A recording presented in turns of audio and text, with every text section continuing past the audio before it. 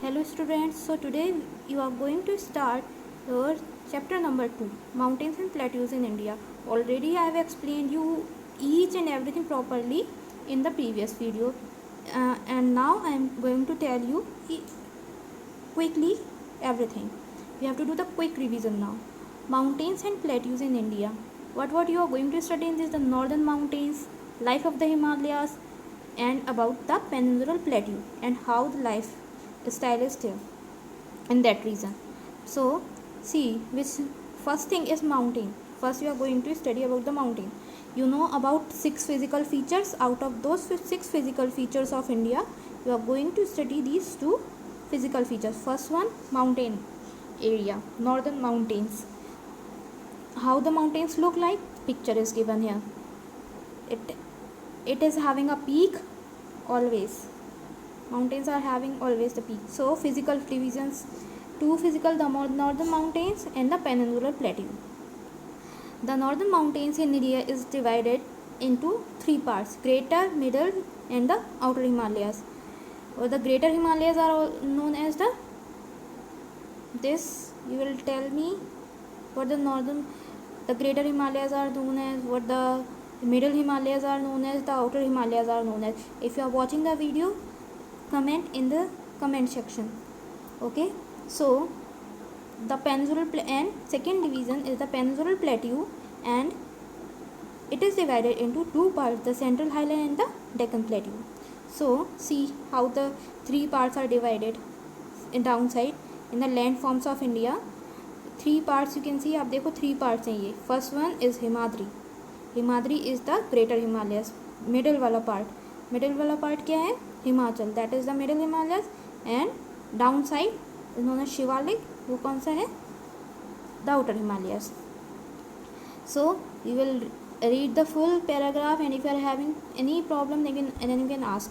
The greater Himalayas, see now the greater Himalayas. The greater Himalayan range is the highest of 3 rows. सबसे जो highest mountain की range है वो हमने greater Himalayas के portion में डिवाइड कर दी फॉर कन्वीनियंस, स्टडी के लिए कन्वीनियंस, और वैसे भी बहुत सारे फीचर्स अलग अलग हैं वहाँ की, तो जो हमने उसको 3 रेंजेस में डिवाइड कर दिया.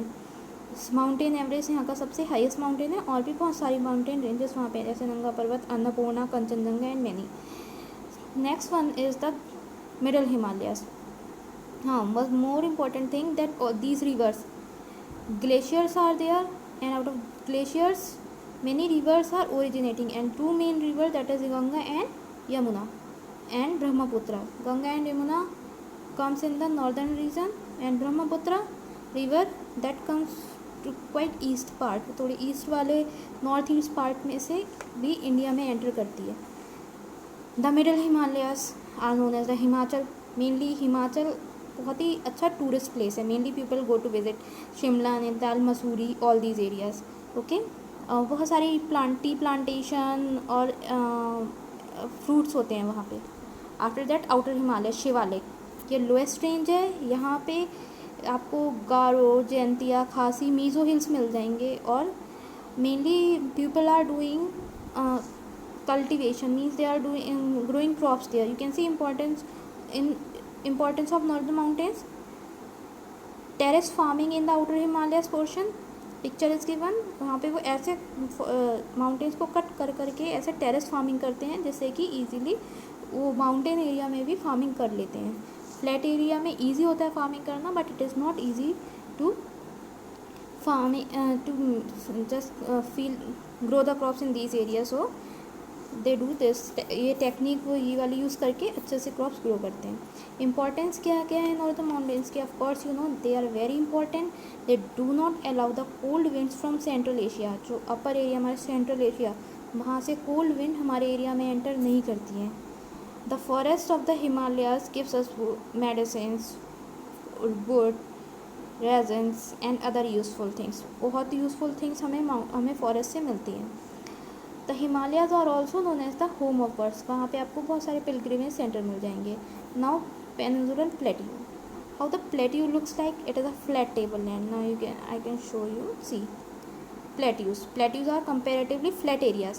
इसमें पीक नहीं होगी. ये भी थोड़े हाई एरियाज होते हैं लेकिन ऊपर से फ्लैट होंगे, और माउंटेन वाले एरियाज कोल्ड होते हैं, लेकिन आपको यहाँ प्लेट्यूज वाले एरिया में कुछ भी ऐसा वेदर कोल्ड नहीं मिलेगा. This place looks like a table, that is how they got their names. Plateaus, flat table land.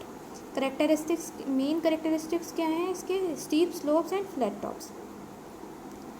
After that see, it is divided into two parts.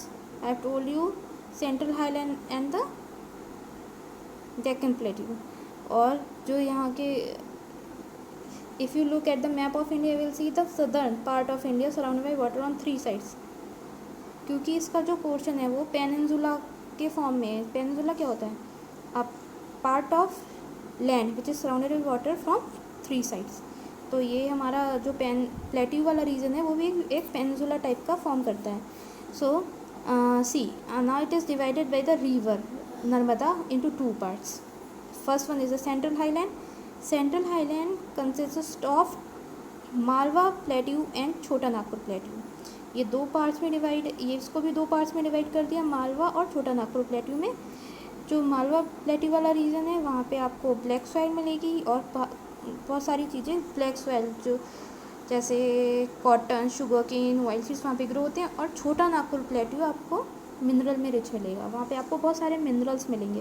Deccan plateau जो कि आपका सदर्न पार्ट वाला reason है, जो कि नर्मदा से डिवाइड करके second part form करता है साउथ का. Deccan plateau is also rich in minerals. Earlier most of the gold in India came from Kolar gold mines इन कर्नाटका. कर्नाटका में कोलार गोल्ड माइंस हैं, जो कि पहले सारा का सारा गोल्ड वहीं से आता था. अब इतना लार्ज अमाउंट में नहीं है वहाँ पे. Deccan plateau, the other states that are located in the Deccan plateau are Maharashtra. Many states are located, और वहाँ पे सबसे हाईएस्ट वाटरफॉल है, that is known as the Jog fall. It is the highest waterfall in India. Clear? Now read this table, and if you are having any confusion then ask. Importance peninsular plateau का क्या होता है आपको पता है? वहाँ पे हमें मिनरल्स मिलते हैं बहुत रिच, और किसी एरिया में इतने मिनरल्स नहीं मिलते हैं जितना आपको इस एरिया में मिलेगा. सबसे ज़्यादा फैक्ट्रीज, मिनरल्स वगैरह आपको, कोल माइंस, सबसे ज़्यादा माइंस मिलेंगी आपको प्लेट्यू वाले रीजन में, और कहीं भी इतनी माइंस वगैरह नहीं मिलती हैं. In northern plains you have never seen any mine. Mainly हमारे एरियाज़ में माइन नहीं है. Okay, so clear? It is important for it is rich in mineral, and many industries are settled in this region.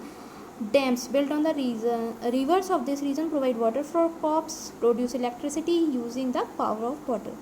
Some important crops such as cotton, oil seeds grow well in plateau region. क्यों? क्योंकि यहाँ पे black soil होती है, तो ये अच्छे से जो क्रॉप्स हम हमारे एरिया में ग्रो नहीं कर सकते वो प्लेट्यू रीजन में ग्रो होते हैं. Clear? So everything is clear. Chapter checklist read, and if any confusion is there you can ask. Thank you.